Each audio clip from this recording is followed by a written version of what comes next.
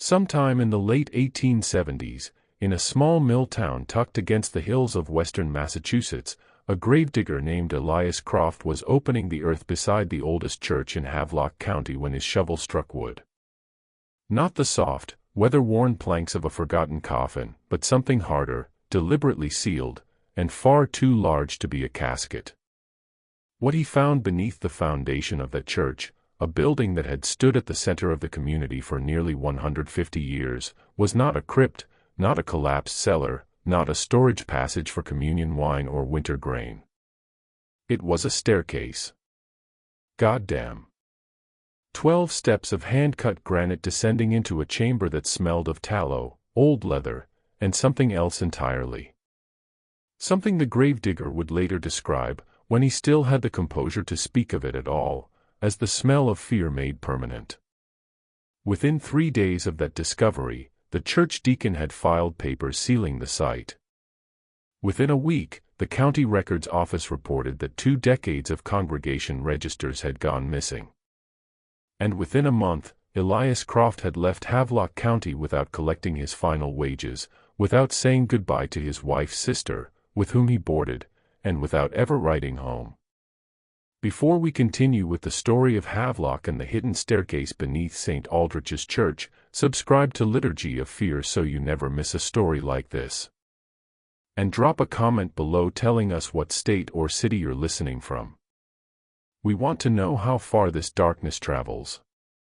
That discovery in 1878 did not come out of nowhere. The ground beneath St. Aldrich's had been keeping it secret for a very long time. And perhaps the town of Havlock had been keeping it, too. Havlock was the kind of town that appeared in county atlases with its name printed in letters just slightly too confident for its size. It had never been large, perhaps 800 souls at its peak. Settled in the 1730s by a congregation of dissenters from a Boston-area church who had walked inland until they found a riverbend they liked and decided God had placed it there for them specifically. They built a mill first, then a meeting house, then houses, then a proper church. The church came last, consecrated in 1741 and named for an obscure Anglo-Saxon martyr that no one in the congregation could actually trace to any canonical record, a detail that the founding pastor, the Reverend Obadiah Fenwick, deflected whenever it was raised with a vague reference to a devotional pamphlet he claimed to have read in his youth.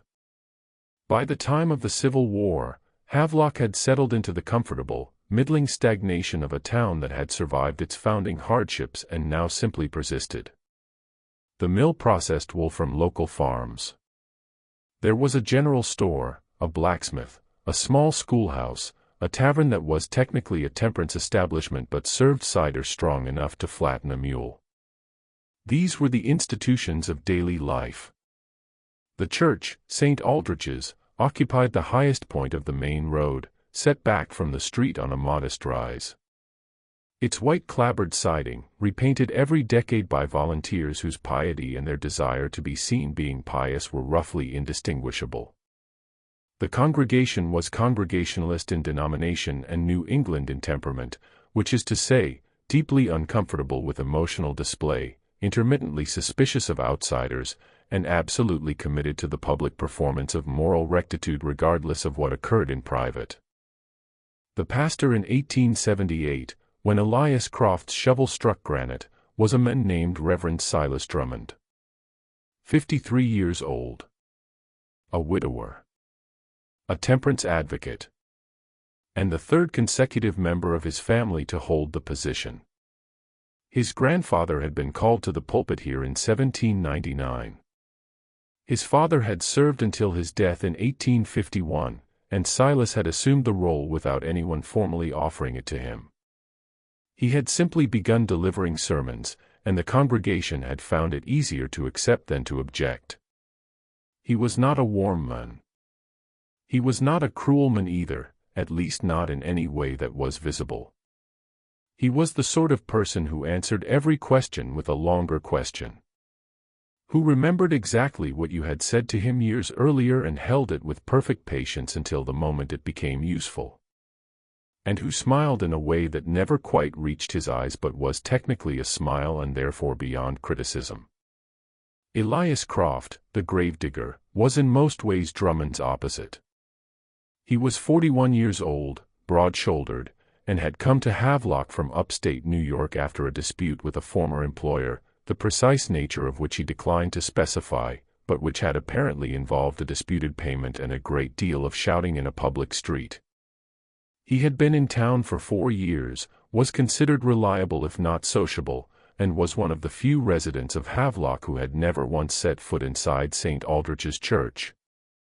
This last fact was noted occasionally by certain members of the congregation. Elias did not appear to notice them noticing. The grave he was digging that October afternoon in 1878 was for a woman named Prudence Holcomb, age 78, the widow of a former selectman, who had died peacefully and was to be interred in the north plot of the churchyard, the section reserved for long-time families.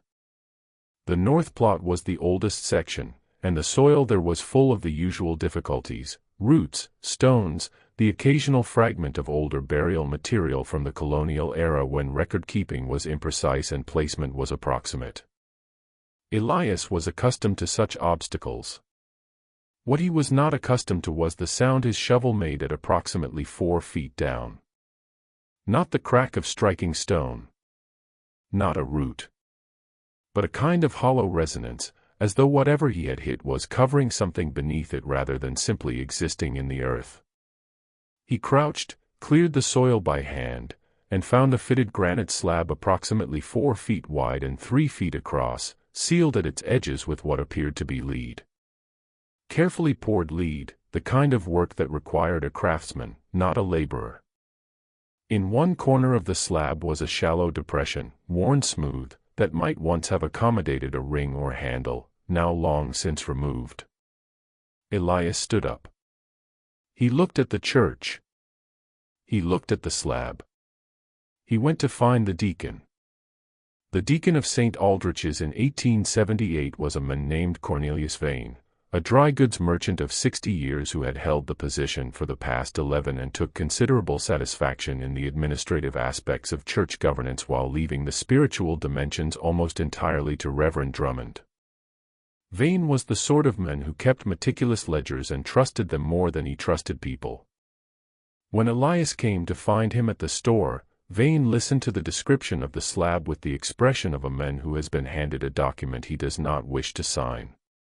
He came to look. He bent over the exposed granite, ran his thumb along the lead seal, and straightened up with the controlled deliberateness that Elias would later describe as the movement of a man deciding something rather than discovering something.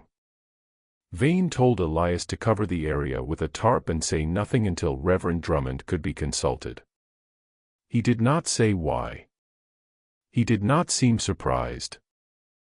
Drummond came the following morning. He stood at the edge of the opened area for a long time without speaking. The day was cold and overcast, the kind of October morning that seems designed to suggest endings. The leaves mostly gone. The sky the color of old pewter. The churchyard smelling of damp earth and the particular cold of a season turning its back. When Drummond finally spoke, he said only that the matter would require careful consideration, and that Mrs. Holcomb's interment would need to be relocated to the east plot. He did not touch the slab. He did not crouch to examine it as Vane had done. He simply looked at it. And Elias had the distinct impression, though he was not a man given to impressions, that Drummond had known it was there. What happened next over the following 24 hours is partially documented and partially inferred from testimony given later in another context, under circumstances that themselves require explanation. What is established, Drummond sent a letter that day on church stationery, addressed to a recipient whose name was later redacted from the copy retained in the county clerk's office, the retention of which copy was itself apparently accidental. The letter requested an urgent meeting regarding a matter of congregational stewardship. Drummond also visited the county records office personally that afternoon, a visit logged in the office's visitor register, and spent approximately 2 hours in the archive room. The clerk on duty, a young man named Thomas Greer, noted afterward that Drummond had seemed agitated, which was unusual enough that Greer mentioned it to his mother at supper, and his mother mentioned it to a neighbor. And in this way, the observation entered the gossip stream of Havlock without Drummond ever knowing it had been witnessed. On the third day, Vane filed the papers sealing the site. The official description cited structural instability beneath the north plot and ordered that no further excavation occur pending a professional assessment. No professional was ever identified in subsequent documentation. No assessment was ever filed. The north plot was quietly closed to new interments, and within 6 months had been bordered with a low decorative fence that made it look like a deliberate memorial garden rather than a prohibition. Elias Croft learned of the filing from a clerk at the town hall who assumed he already knew. He did not. He returned to the churchyard that evening alone after dark, with a lantern and a pry bar. This was unambiguously trespassing, and he was aware of it, and he proceeded anyway, which tells you something about what a man will do when his professional curiosity and his intuitive discomfort with a lie collide in the same place. He cleared the slab again, removed the tarp, and examined the lead seal more carefully than he had done the first time. It was old work. He couldn't date it precisely. But the oxidation pattern was consistent with something that had been in the ground for a very long time, not weeks or years, but decades at minimum, possibly much longer. The seal was continuous, unbroken. Whoever had last opened this passage, if it was a passage, had resealed it completely. He worked the pry bar along one edge for the better part of an hour before the lead gave, not breaking, but separating from the stone in a single piece, as though it had been poured as a gasket and simply needed to be lifted. Beneath the slab, in the lantern light, were the 12 granite steps descending into darkness. The air that rose from them was cold. Colder than the surrounding earth, which should not have been possible, and carried that smell Elias would later fail to adequately describe to anyone. Not rot. Not standing water. Not the mineral smell of deep stone. Something older and more personal than any of those. As though the space below had once been full of human breath and fear and had retained the memory of it after the people were gone. He went down. He counted the steps as he went.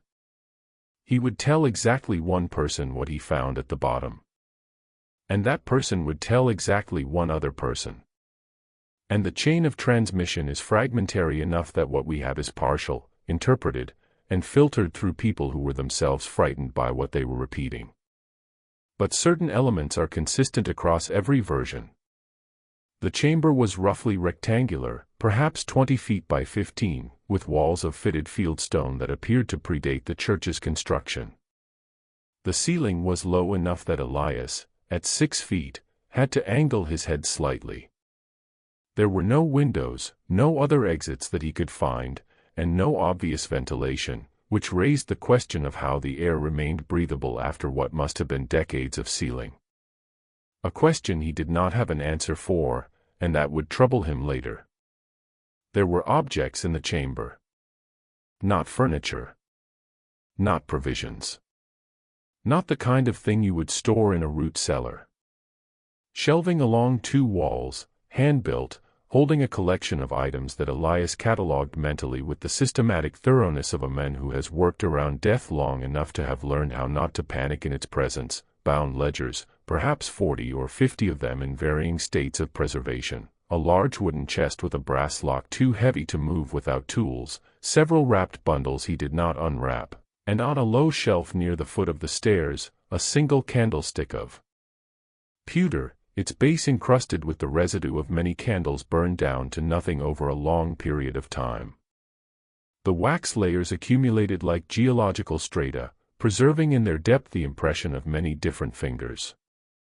Someone had been coming here, not once, but many times over many years.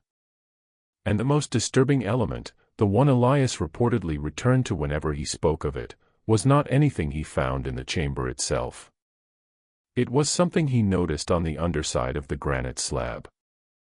As he prepared to climb back out, carved into the stone crudely with something sharp, in letters no more than an inch high, were 2 words in what appeared to be Latin, Nemo Sciat. Let no one know. In the weeks that followed, Elias Croft disappeared from Havlock. He was gone by early November. His room cleared, his wages uncollected. A brief note left with his landlady that said only that he had found employment elsewhere. The community's relationship to St. Aldrich's Church underwent a subtle but pervasive shift. Nothing was said openly. In Havlock, as in most New England towns of its era, the socially acceptable range of public discourse was narrow, and the consequences of exceeding it were real, if informal. You did not accuse a reverend.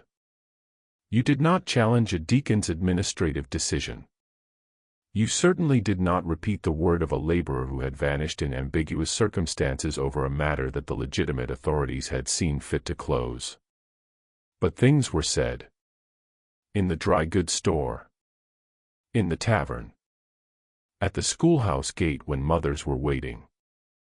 The gossip had a quality that distinguished it from ordinary rumor. It was quieter than it should have been, and it traveled in shorter chains, as if people were instinctively limiting who they told.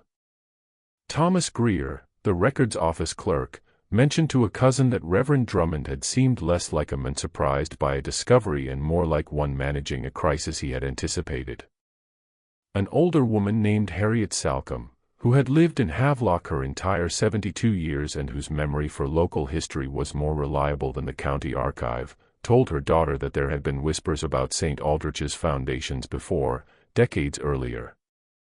When the church had been partially refloored in the 1840s, a workman involved in that project had reportedly refused to speak about what he had seen during the renovation and had thereafter attended services at a Methodist church in the next town until his death.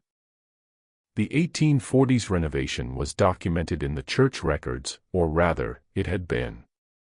By December of 1878, when a local historian named Edmund Lacey attempted to examine those records for a county history project he was compiling, he found that the congregation registers for the years 1856 through 1872 were missing from the church archive, and that the renovation records he sought had apparently been filed in a different portion of the archive that was currently under reorganization and could not be accessed at present. Reverend Drummond offered this explanation with every appearance of helpfulness. Edmund Lacey wrote it down. The County History Project eventually produced a volume published in 1882 that covered Havlock's church in 4 pages of vague praise and said nothing about any of this. What Harriet Salcombe's daughter, a woman named Margaret Yarrow, did over the winter of 1878 and into 1879 was more methodical than gossip.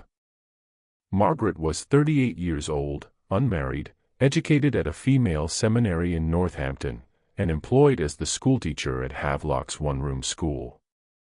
She had the analytical habits of a person who had spent years teaching children to reason from evidence rather than assumption. And she applied those habits now with a patience and discretion that were necessary given the social environment she was operating in. She did not confront anyone. She did not file complaints. She began, very quietly, to write letters. She wrote to the Congregationalist Regional Conference inquiring about the history of St. Aldrich's founding congregation and whether records from the church's earliest years were retained centrally. She received a polite reply indicating that records prior to 1780 were inconsistent and that what the conference held for Havlock was minimal. She wrote to the Massachusetts Historical Society asking about settlement patterns in the Western Hill Country during the 1730s and whether the group that had founded Havlock had any documented history prior to their arrival. This reply was more interesting. The Society held correspondence from the 1730s that referenced a group of dissenters from a Boston congregation, the congregation was named, who had departed the city following a dispute with their former church community. The nature of the dispute was not clearly documented, but it appeared to involve a question of property held in common and the terms of its disposition. The founding pastor, Obadiah Fenwick, was mentioned by name. His role in the dispute was not specified, but the tone of the surviving correspondence was distinctly unfriendly to him. Margaret wrote to the archives of the Boston congregation. She received no reply for 11 weeks. When the reply finally came, it was brief, a single paragraph from an archivist who explained that records from the period in question were fragmentary and that the information she sought was not available. But at the bottom of the letter, in handwriting slightly different from the main text, as if added as an afterthought by a different person, was a line that Margaret kept and reread many times. Inquiries regarding this period of the congregation's history have been received before. We regret that our response must be the same. Someone else had been asking the same questions. Margaret did not know who. She began to wonder if they had found answers, and what had happened to them afterward. In the spring of 1879, a stranger arrived in Havlock. This was not in itself remarkable. The town received travelers from time to time, salesmen, surveyors, and the occasional tourist whose interest in New England scenery had carried them off the main roads. What was somewhat unusual about this particular arrival was that he was not passing through. He took a room at the tavern for what he described as an extended stay and settled in with the deliberateness of a man who had come for a specific purpose and was prepared to take the time required to accomplish it. His name was Augustine Farrow, and he described himself as a journalist, which in 1879 covered a wide range of activities, from genuine newspaper reporting to what we would now call private investigation. He was perhaps 50, with the careful eyes of a man who had learned to observe without appearing to observe. He carried a leather satchel that he did not set down in public and a notebook that he filled with small, close-written text in a hand that was almost impossible to read over his shoulder, as 2 or 3 curious Havlock residents discovered when they tried. He was pleasant. He asked questions that seemed innocuous and accepted evasive answers with a graciousness that did not mean he stopped asking. He had come, he told the tavern keeper, because he was writing a long piece about the founding of mill towns in western Massachusetts and was interested in the older settlement histories. He attended a Sunday service at St. Aldrich's and sat in the back pew without a hymnal, watching the congregation more than the pulpit. He visited the records office. He spoke with Edmund Lacey about the county history project at length, taking careful notes and asking questions that Lacey described afterward as surprisingly astute for a man with no apparent background in local history. He walked the churchyard alone on a Tuesday afternoon and stood for a considerable time near the decorative fence that now bordered the north plot, doing nothing in particular that anyone could observe, but apparently doing something. Some private calculation. Some measurement taken by eye. He bought rounds at the tavern. He was generous with his tobacco. He had a quality that certain people in certain professions develop over years, a kind of deliberate unthreateningness, an ability to sit in a room and make it seem as if his presence there were entirely accidental, that caused people to speak more freely in his vicinity than they might otherwise have done. He learned this way that Harlan Tibbet had not attended services for several weeks and that this was considered strange. He learned that Reverend Drummond had recently taken on a second lock for the church sacristy door, which previously had not been locked at all. He learned that a young man who did odd jobs for the church had been relieved of those duties in November and given no explanation, and that this young man had mentioned to a friend that he had heard, on one occasion when he was working late and had entered through the side entrance rather than the main door, what he described as the sound of heavy things being dragged across a stone floor from somewhere below him. And approximately 2 weeks after his arrival, through a chain of social introduction whose mechanics Margaret Yarrow could not fully reconstruct later, he appeared at her door one evening and asked if she might be willing to speak with him about local history. She was cautious. She was also, and this is important to understand, deeply relieved.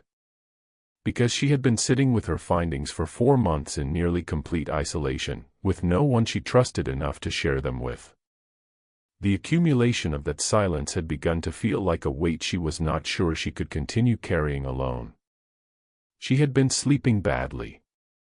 She had found herself in the middle of lessons on grammar or arithmetic, drifting to the Latin phrase carved into the granite, nemo sciat, and returning from it with a start, sometimes to find her students watching her with the alert concern of children who understand that the adult in front of them is not entirely present.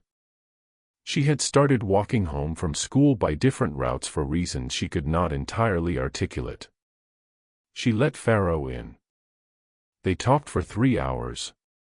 She showed him the letter from Boston. He showed her something in return. What Pharaoh had was a document he had obtained, through methods he declined to specify, from the estate of a man named Jonathan Peale, who had died in 1871 in Hartford, Connecticut. Peale had been, 40 years earlier, one of the workmen involved in the 1840s renovation of St. Aldrich's floor. He had not, apparently, spent his post-Havlock years in total silence. He had written an account, dated 1865, which he had sealed and left with his personal papers with instructions that it not be opened until after his death, apparently confident that the passage of time would provide some protection to whatever he felt he was describing. It had taken another 6 years for the estate to be settled and the document to surface, and another 8 for it to reach someone who understood its significance. During those years, the document had passed through at least 3 pairs of hands, each of whom had read it, felt the particular chill of recognizing something that does not fit neatly into any existing category of experience, and then done nothing. Not because they were cowardly necessarily, but because doing something with a document like this required knowing what kind of something was possible, and none of them had known. The account was 9 pages long, written in an unsteady hand that suggested Peale had been either elderly or frightened, or both, when he composed it. It described what he had found during the 1840s renovation in some detail. The church's interior floor had been lifted to allow for new foundation work in the eastern end of the nave, and during this process, a section of the original floorboards had revealed beneath them a second layer of material, not a simple subfloor, but a deliberate wooden platform built over a void. The workmen had been instructed to board over this void without examining it. Most of them had complied. Jonathan Peale had not. He had lowered himself by rope into the space below while the foreman was occupied elsewhere and had seen enough to convince him, at the age of roughly 30, to leave Havlock and never speak of it for 2 decades, and then to keep speaking of it only in a document he planned never to see published. What Peale described below the church floor in the 1840s corresponded closely enough to what Elias Croft had described in the churchyard in 1878 that both Margaret and Pharaoh recognized the connection immediately. The chamber. The shelves. The ledgers. The chest. But Peale's account contained something Croft's did not. Because Peale, either braver or more reckless than the gravedigger, had done something Croft had not, he had opened one of the ledgers. He described it in careful, horrified language. The language of a man trying to be precise about something that has disturbed him at the level of reflex. The ledger he opened appeared to be a register of transactions. Names. Dates. Amounts. Some of the names were people he recognized as Havlock residents, people he had spoken with on the street, people who had greeted him by name when he arrived to begin work on the renovation. The ordinariness of the names was, in Peale's telling, the worst part. He had expected, if there were anything sinister in this place, for it to wear sinister clothing. He had not expected to see the names of men who nodded to him at the general store. Men whose children attended the same Sunday school where the doctrines of Christian charity were taught each week without apparent irony. Some of the amounts were large, larger than a laboring man's annual wage. The dates stretched back to the 1750s, within living memory of the church's founding. And the most recent entry he saw was dated 1838, 3 years before the renovation. As for the nature of the transactions, what was being exchanged for these sums, it was not immediately clear from the ledger itself. The entries used abbreviated notations whose meaning Peale could only partially decipher. But one category of abbreviation appeared consistently enough, and in combination with certain other notations, that Peale believed, and recorded his belief, that what the ledger documented was not commerce in goods. It was commerce in people. He had held that ledger in his hands for perhaps 5 minutes before he heard the foreman returning. He put it back, climbed out of the space, and said nothing to anyone for 27 years. Margaret Yarrow set the document down. The fire in her small hearth had burned low without either of them noticing. Outside the schoolteacher's window, Havlock was dark and quiet, the spring night cool enough to see breath. The church steeple visible against the sky 2 streets over. That familiar white spire that she had looked at her entire life and had always understood as a symbol of something stable and decent. She thought of all the sermons she had heard delivered from the pulpit beneath that spire. She thought of the doctrine of bearing witness. She asked Pharaoh what he intended to do with what he had found. He said he intended to find out how far back it went, and who had known. Pharaoh's method over the following weeks was systematic, and given what he was looking into, remarkably brave or remarkably imprudent. Possibly both. He mapped the people connected to St. Aldrich's governance over the entire span of its existence, working backward from Drummond and Vane through the historical record, identifying the deacons, trustees, and select committee members across 137 years of institutional life. It was slow, painstaking work. The kind of research that looks from the outside like a man reading old ledgers and newspapers in a back corner of a records office, which is exactly what it was, but which involved a quality of attention and a willingness to follow implications wherever they led, and that most people engaged in that kind of reading deliberately do not allow themselves. He cross-referenced these names against property records at the county level, against the fragmentary tax records available for the colonial period, and against the membership rolls of 2 fraternal organizations that had operated in Havlock during the antebellum years, organizations whose membership overlapped almost perfectly with the church's governance structure. The names repeated across generations in a way that was not accidental. Certain families appeared on the church governance rolls decade after decade, rotating through the positions of deacon, trustee, and committee chair with the clockwork regularity of an arrangement rather than an election. The Drummond family was the most obvious example, but not the only one. The Vane family had held the diaconate in one form or another since the 1780s. A family named Quelch, Old New England stock, substantial landowners, appeared in the governance records in every decade from 1750 onward. What these families shared, beyond their church association, was property. Significant land holdings that had been established rapidly in the 1740s and 1750s, more rapidly than could easily be explained by the modest agricultural returns of the western Massachusetts hill country in that period, and which had been maintained and expanded across the generations with a consistency that spoke of carefully preserved advantage rather than ordinary inheritance. The pattern that emerged was not a secret society in the dramatic sense. No elaborate rituals. No cryptic symbols beyond the Latin carved into the stone. No theatrical apparatus of the kind that popular imagination associates with hidden organizations. It was something more mundane, and therefore more chilling, a closed network of men across multiple generations who had used the institutional cover of the church to conduct business of a nature they could not conduct openly, and who had maintained that cover through careful selection of successors, deliberate suppression of documentation, and the particular social gravity of a religious institution in a small New England town, where challenging the church meant challenging something very close to the community's self-definition. Pharaoh now believed, from 2 points of evidence, that the sealed staircase in the churchyard and the void beneath the nave floor had served as a repository for their records, and at certain periods as a meeting space. The lead sealed slab had been resealed at least twice, based on the stratification of the seal material, which suggested deliberate periodic access and reclosing. And the most recent resealing appeared to date from the early 1860s, the Civil War years, when the question of what had been recorded in those ledgers would have become, for the men who held that knowledge, a matter of existential urgency. Because the war had changed the calculus entirely.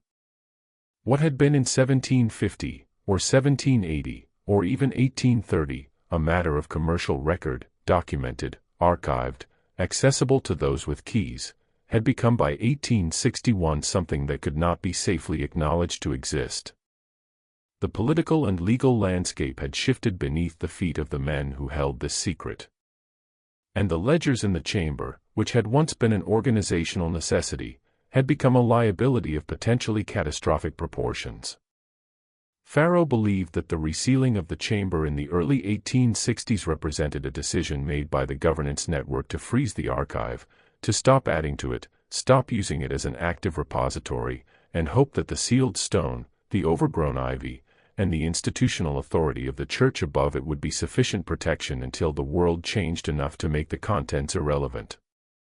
What they had not adequately planned for was Elias Croft's shovel. Because what had been recorded in those ledgers, Farrow now believed with substantial confidence, was the movement and sale of enslaved people, not in the South, but through New England. During a period when the region's relationship to the slave trade was considerably more complicated than its later self-presentation suggested. Western Massachusetts in the mid-18th century was not a slave state, but it was not an innocent one either. The trade routes that passed through it, the networks of transport and commerce connecting coastal ports to inland towns, had been used for purposes the history books written in the 1880s by men like Edmund Lacey were not inclined to examine carefully. Reverend Obadiah Fenwick and his founding congregation had not simply been dissenters who walked inland until they found a pleasing river bend. They had been, Farrow believed, people with something to hide, who had chosen distance and institutional authority as their protection. The dispute with the Boston congregation from which they had departed, the dispute over property held in common and the terms of its disposition, may well have been a falling out over the terms of an enterprise whose nature neither party wished to commit to paper in language that could be understood. He shared this theory with Margaret carefully, in stages, watching her face as he went. She did not disbelieve him. She had been reading the same history that he had, and she had arrived at similar conclusions by a slightly different route.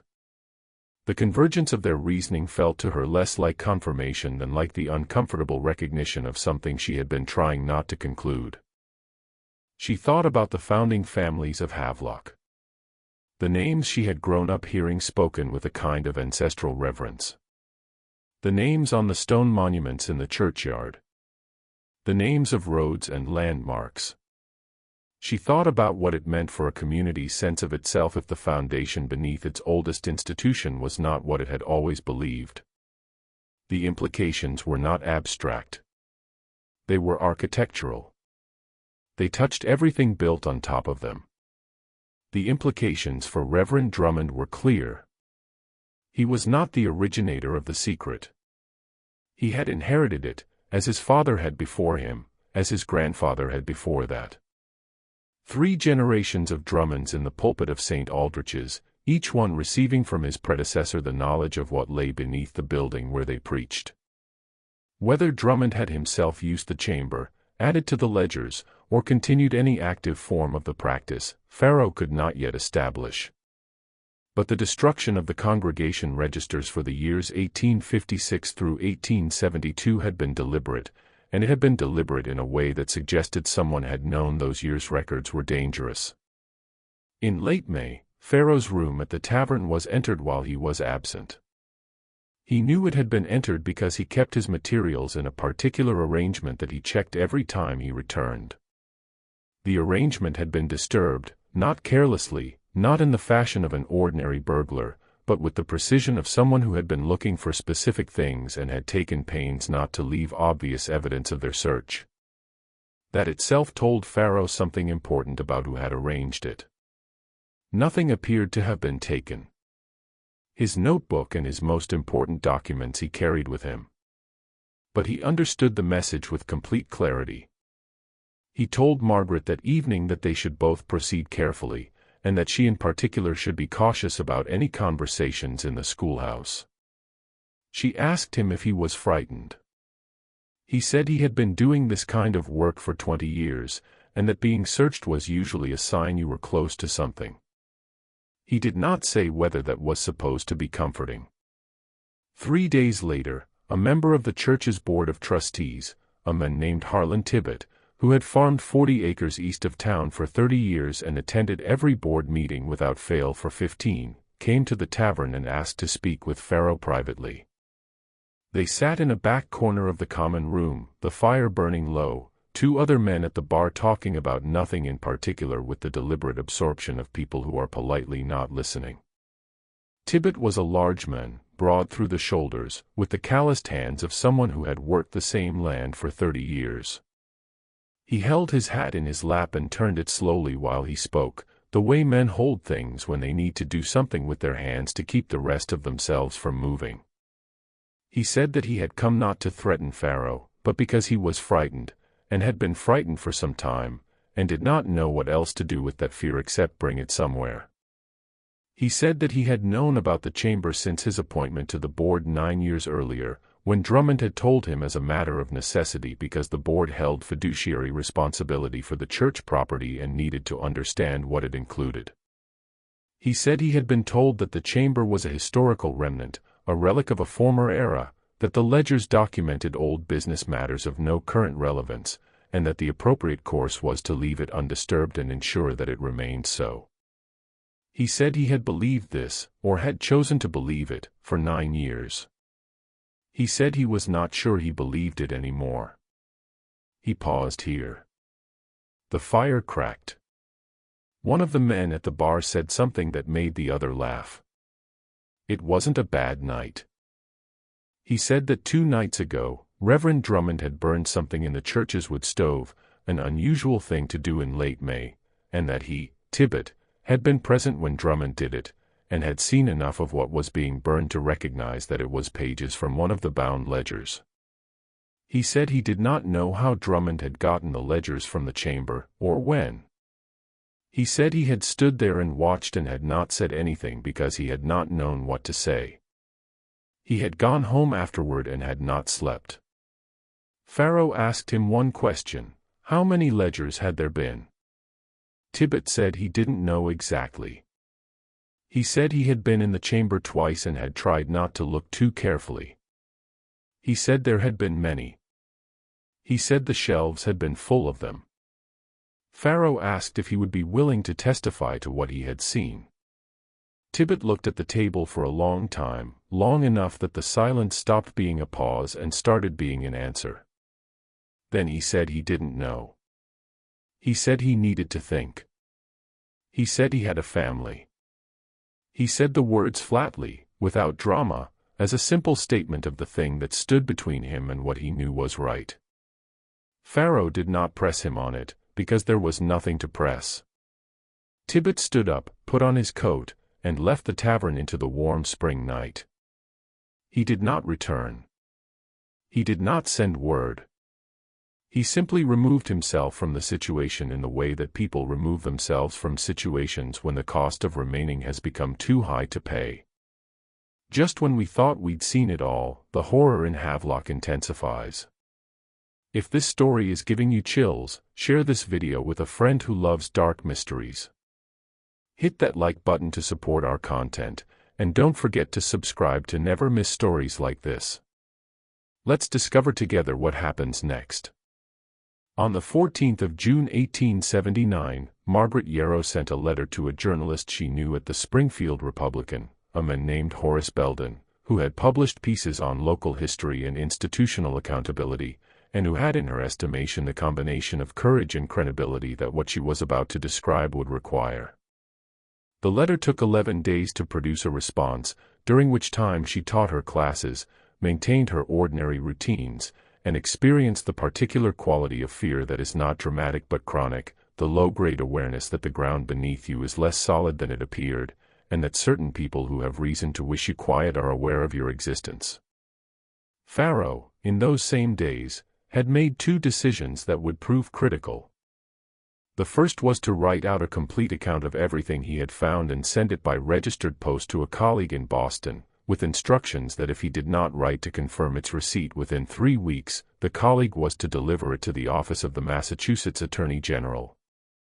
The second was to attempt to gain access to the chamber directly. He had obtained, through means he never fully explained, and that Margaret had the sense not to press him on, a copy of the architectural survey the church had commissioned in 1851. A survey that contained, in its depiction of the foundation structure, something no subsequent official document had mentioned, a notation at the base of the north exterior wall referencing a pre-existing stone passage of uncertain origin that had been incorporated into the foundation design, and whose interior terminus was recorded as a rectangular chamber of approximately 300 square feet. The notation had not been hidden. It was there in the survey, drafted by an outside surveyor who apparently did not know the significance of what he was recording, and filed with the county alongside the renovation permits. Someone had simply hoped, correctly, that no one who knew what they were looking at would ever think to look there. Farrow went to the church on the evening of June 21st, after dark. He had a lantern, the architectural survey, and the address of the north exterior entry point, which the survey suggested was concealed behind the buttress of the north transept, a section of wall that had always been thickly grown with ivy and was not visible from the road. The night was warm and still, the kind of June night that makes the countryside feel inhabited by something other than the people who nominally live in it. Insects in the grass. The distant complaint of a screech owl somewhere in the tree-line. The smell of the river. The church stood dark against a sky with enough moon to navigate by and enough cloud to make the shadows unreliable. Farrow had done things like this before, or things adjacent to it. He knew the particular discipline it required, to move slowly, to breathe steadily, to understand that the sounds your imagination generates in the dark are louder than the sounds actually present, and to keep them distinct. He found the entry point after approximately 30 minutes of searching the ivy-covered buttress by hand, his lantern shuttered down to its minimum, feeling along the stone for a change in texture. The door, when he located it, was smaller than he had expected, perhaps 5 feet high, requiring a pronounced stoop to enter, and made of planks that had been treated with something that had preserved them from rot despite their age. Its hinges had been recently oiled, which was the detail that told him most clearly that this entrance was still being used. Recently. Someone with a key and a reason. Inside, the passage ran approximately 40 feet before opening into the chamber. The floor of the passage was packed earth, the ceiling stone. The air in it was cooler than the night outside in a way that deepened as he moved forward, the thermal signature of a space far underground that had been sealed from the season's changes for a very long time. He could smell the chamber before he reached it. That combination of old paper, tallow, and compressed air that Elias Croft had tried and failed to adequately describe, and that Farrow found he also could not quite name in any satisfying way. It was not unpleasant, precisely. It was the smell of deliberate preservation. Of things kept from the light with intention. The chamber was not as Elias Croft or Jonathan Peale had described it. That is to say, the room was the same, the dimensions, the stone walls, the low ceiling, the fitted fieldstone construction that predated the church above it. But the shelves were different. In the months since Croft's discovery and the subsequent sealing of the site, someone had been coming here. Many of the ledgers were gone. Others remained, the ones that appeared on quick examination to be the oldest and most deteriorated. Perhaps the ones deemed least intelligible or least dangerous. Or perhaps simply the ones that the person systematically removing the archive had not yet gotten to, or had decided were not worth the risk of carrying out. The wooden chest was still present, its lock intact. Farrow noted that the brass lock appeared newer than the chest itself, recently replaced, or fitted to a chest that had originally held something less secured. And on the floor in the center of the chamber was the ash pile, not from the wood stove Tibbet had seen Drummond use, but from burning done here in the chamber itself, on the stone floor, in a pile large enough to have required several visits and several hours of work.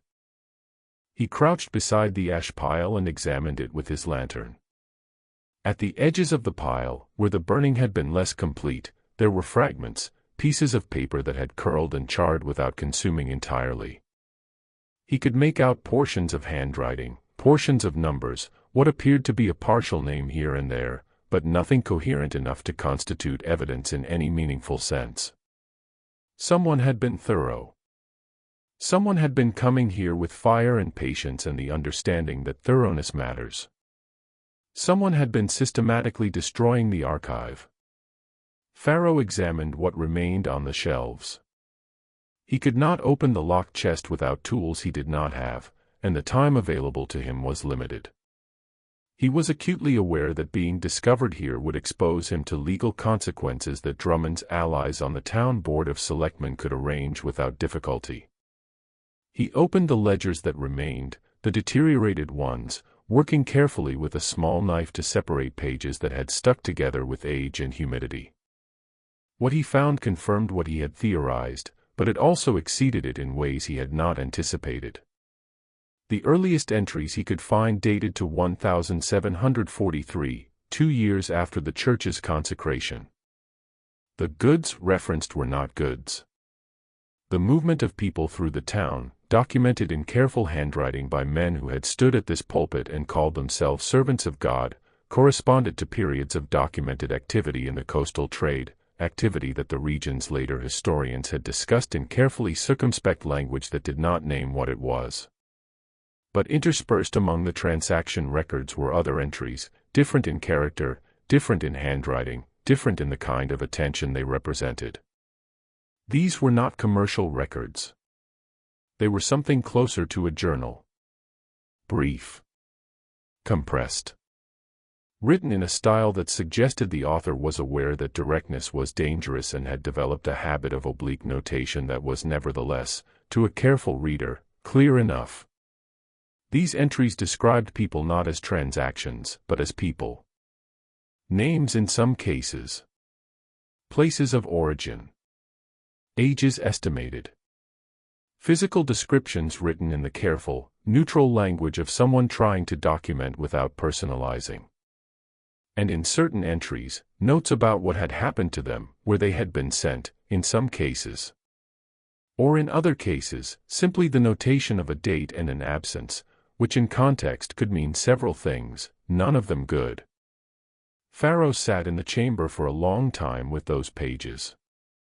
He was not a sentimental man, and he had been a journalist long enough to have developed some insulation against the weight of the things he covered. But this was different in a way that the insulation did not fully address.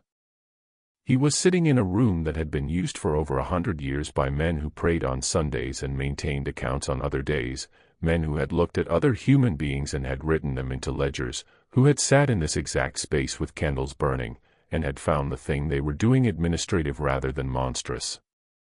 He thought about the accumulated weight of all those candles, the wax strata on the pewter base that Croft had described. Each layer representing a visit. Each visit representing a decision to continue. Each decision made by a man who had walked up the stairs of his church the following morning, opened his mouth, and said things about the love of God. He gathered what he had, the few pages he had been able to carefully separate from the most legible remaining ledger, and went out through the exterior door, pulling it closed behind him. He pressed himself against the ivy in the dark of the buttress. He heard footsteps above him. Not on the exterior path. From inside the church. Someone was in the nave, moving toward the interior passage entrance. The footsteps were measured, unhurried, the footsteps of someone who had walked this path many times. Pharaoh pressed himself flat against the stone and did not breathe. The ivy smelled of dampness and old growth. A light appeared at a gap in the stonework, a lantern carried by someone moving through the interior passage. The light moved, and stopped, and moved again, and then was still. He waited.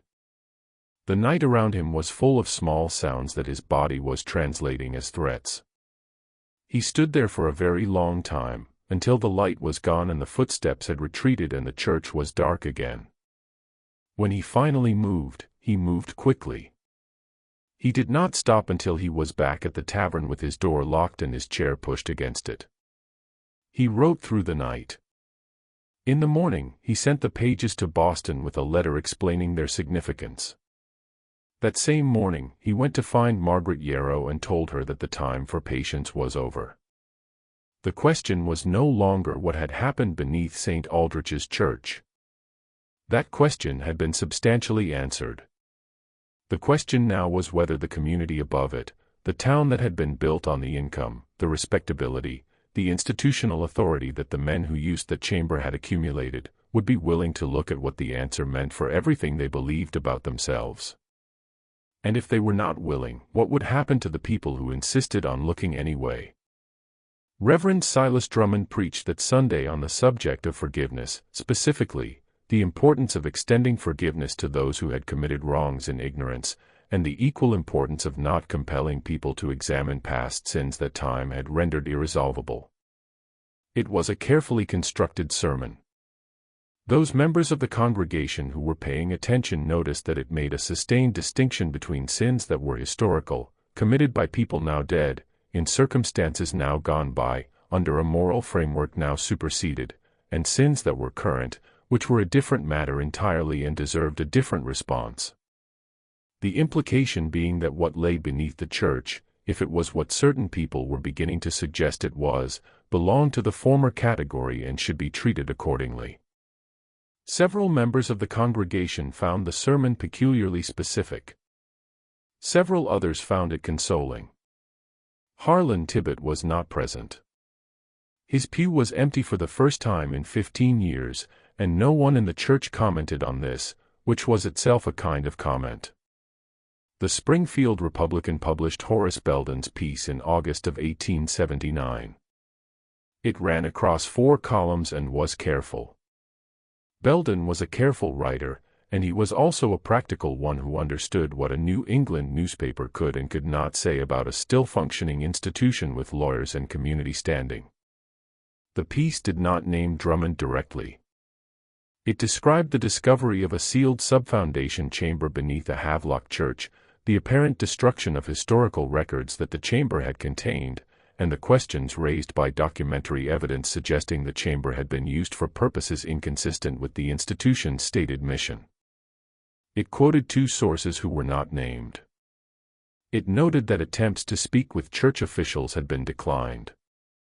The piece was reprinted in 2 other Massachusetts papers and 1 in Connecticut. It generated correspondence, letters to the editors, to the Regional Conference of Congregational Churches, to the County Board of Selectmen. Some of the letters were outraged on behalf of the church. Some were outraged on behalf of the community.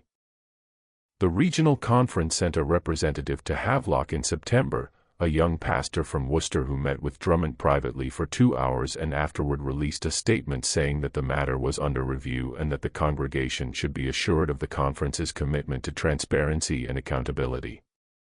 Which, in the language of institutional self-protection, meant very nearly the opposite. Reverend Silas Drummond resigned his position in October 1879, citing poor health. He was 64 years old and had never previously given any indication of health problems. He moved to a house in western Connecticut, where he lived quietly for another 11 years before dying in 1890. No charges were ever filed against him. The county records of his tenure show a gap in the midsection that was officially attributed to a filing error during an office reorganization. Cornelius Vane retired from the diaconate in the same month, also citing health. He remained in Havlock and continued to operate his dry goods store for several more years. He never spoke publicly about any of it, which had always been one of his most consistent qualities. The wooden chest in the chamber was eventually removed by order of the Regional Conference representative. Its contents were never publicly disclosed.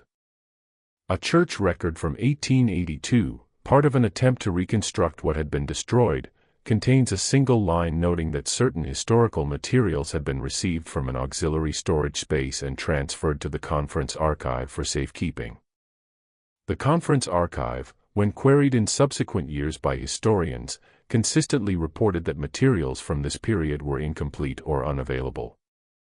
Harlan Tibbet left Havlock in 1880. He sold his farm to a family from Vermont and relocated to the Ohio Territory. He gave one interview to a local Ohio paper in 1887 in which he described his origins only as a small Massachusetts town, and declined to be more specific. He said he had left because the place had changed. Then he said that wasn't quite right, that the place had not changed, that he had, and that the difference between those two things was the entire matter. Margaret Yarrow continued to teach at the Havlock School for 4 more years before accepting a position at a girls' academy in Northampton, where she taught for the rest of her working life. She kept the letter from the Boston archivist, the one with the handwritten addition at the bottom, in a wooden box with other documents she considered significant. When, after her death in 1921, her papers were donated to the Northampton Public Library, they sat in an uncatalogued collection for many years. A graduate student working on a thesis about antebellum commerce in western Massachusetts found them in 1967. The thesis chapter drawing on Margaret's documents was removed from the final version at the recommendation of the student's faculty advisor, who felt the claims required more substantiation than the available primary sources could provide. The documents themselves remain in the collection, available to anyone who asks for the Yarrow papers, though very few people do. Augustine Farrow published the most detailed account of his Havlock investigation, including the pages he had removed from the chamber, in a small Boston periodical in 1881. The piece generated less response than Belden's more cautious version, partly because the periodical had a small circulation and partly because 1881 was a year in which the country had other things to attend to. He submitted an expanded version to 2 larger publications, both of which declined it. He continued working as a journalist for another decade, primarily on topics unrelated to New England church history. He died in 1903. His papers were not donated anywhere. St. Aldrich's Church continued operating under new leadership following Drummond's departure. The chamber beneath the north plot was filled with concrete in the spring of 1880 as part of what was described as a foundation stabilization project. The exterior door in the buttress was bricked over, and the ivy allowed to grow back. By 1885, you would not have known it was there. By 1900, no one in Havlock under the age of 30 had any knowledge that the matter had occurred at all. The church was repainted that year, a new white coat applied to the clapboard siding by volunteers. On the Sunday of the rededication, the new reverend delivered a sermon about foundations, the importance of building on solid ground, of knowing what lies beneath you, of carrying forward into the present the faith that those before us established and entrusted to our care. The congregation found it very moving. Several people said it was the best sermon they had heard in years. Elias Croft was never located. No further correspondence from him was ever found by his former landlady. What he saw at the bottom of those 12 granite steps, the part of it he did not describe, the thing that lived in the silence between what he said and what he would not say, remained his alone. There are questions that get buried not because the answers are lost, but because enough people in enough positions of enough authority decide across enough generations that the cost of knowing is higher than the cost of not knowing. Communities, like foundations, can be built on those decisions. They can stand on them for a very long time. And they can look, from the outside, perfectly solid. The Latin carved into the underside of the granite slab, Nemo Siat, was destroyed when the chamber was filled. We know it was there because Elias Croft told exactly one person, and that person told exactly one other person, and so on, down the long corridor of whispered things that survive only because some fragment of human conscience keeps insisting, against all practical interest, that someone ought to know. This mystery shows us something the history books rarely say plainly, that the most durable secrets are not the ones that no one discovers, but the ones that communities decide together to stop looking at. The staircase beneath St. Aldrich's was not hidden from everyone. It was hidden by everyone who had enough to lose by its existence being known. What do you think of this story? Do you believe everything was revealed? Or do you think the most important ledger was the one that never made it out of the chamber? Leave your comment below. And if you want more stories like this, stories that make you question what's buried under the places we call sacred, subscribe to Liturgy of Fear, hit the notification bell, and share this with someone who loves the dark corners of history. See you in the next video.